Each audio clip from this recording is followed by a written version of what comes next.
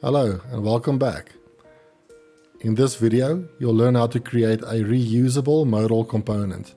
Modals are something that you'll use in most of your projects going forward, and having this reusable component will be extremely valuable to your arsenal. Let's get started.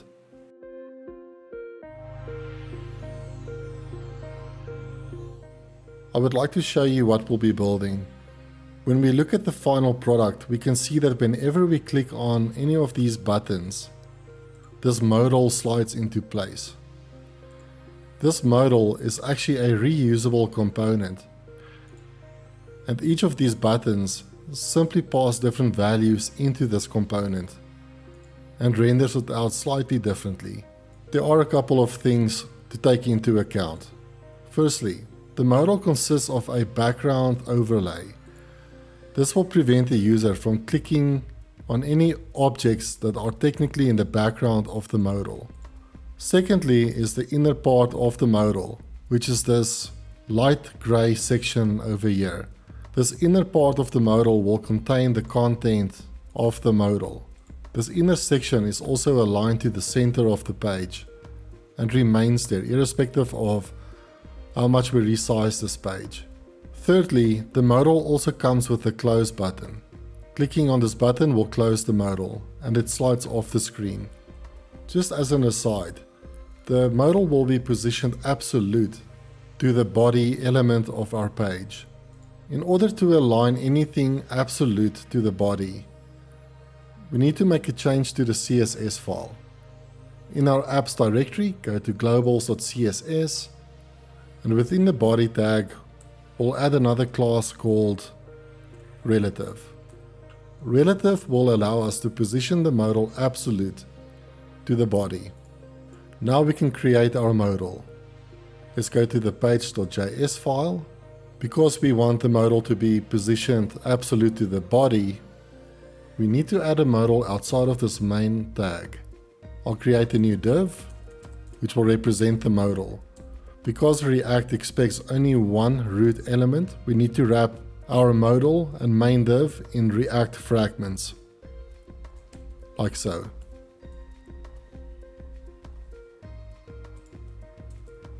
The div that we're creating here represents the outside layer of our modal.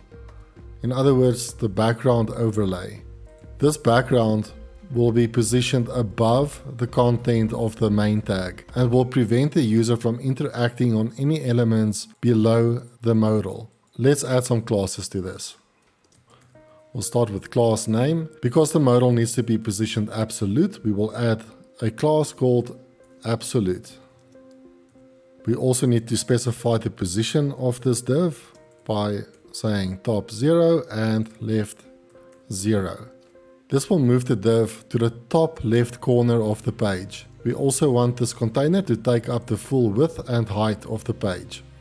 We can do that by giving a class of width full and height full.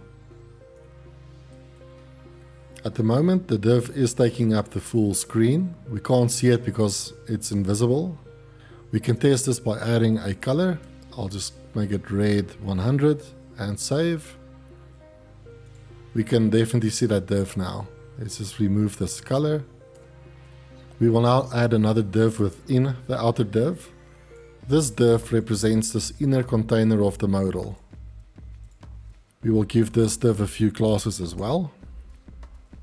We'll start off by giving it a class of container mx auto. In order to align this container to the middle, we will give this container a max width of 2xl. We will give it a fixed height of 80 viewport height. We will round the corners as well. And we'll give it a color of slate 800. I do want to give it some padding, top and bottom of 6 and padding left and right of 4. Lastly, we can give it some content. I am a modal.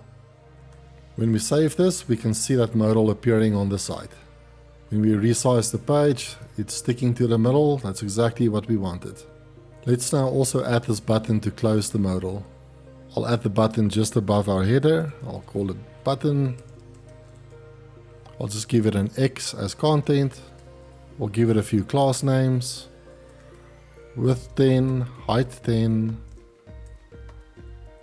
We'll give it some margin on the bottom to separate it from the content of the modal. We'll make the font bold.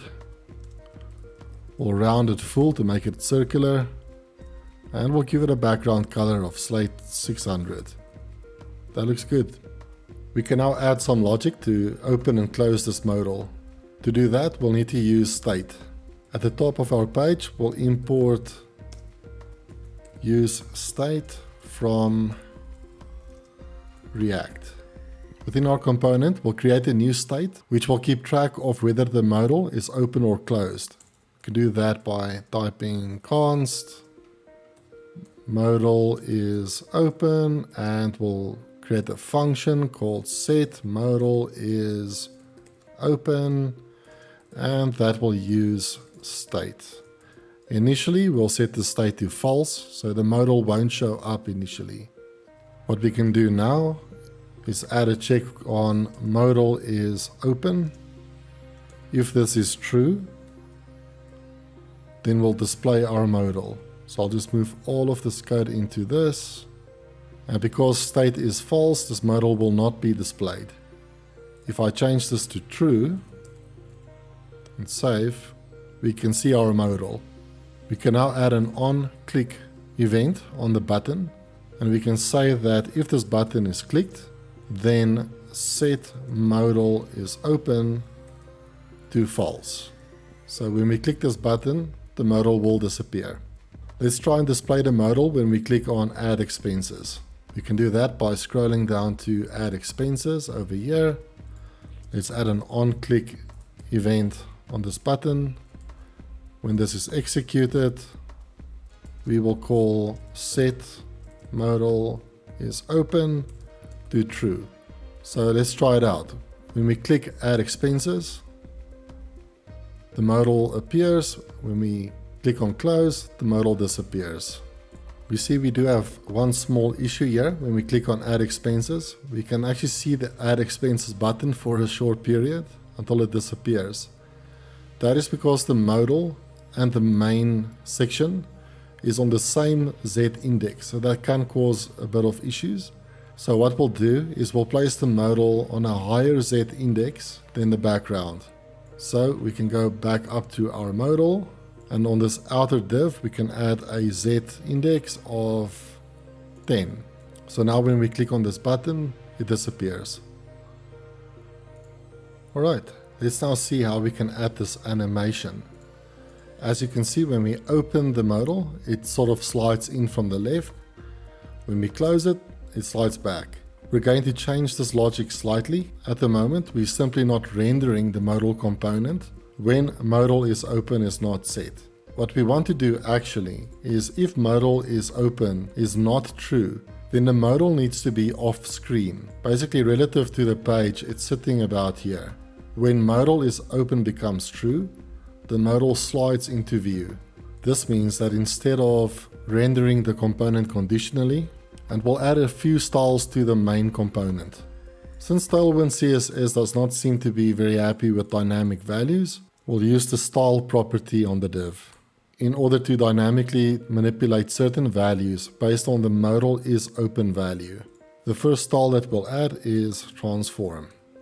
If modal is open equals true, then we'll set translate x to 0%.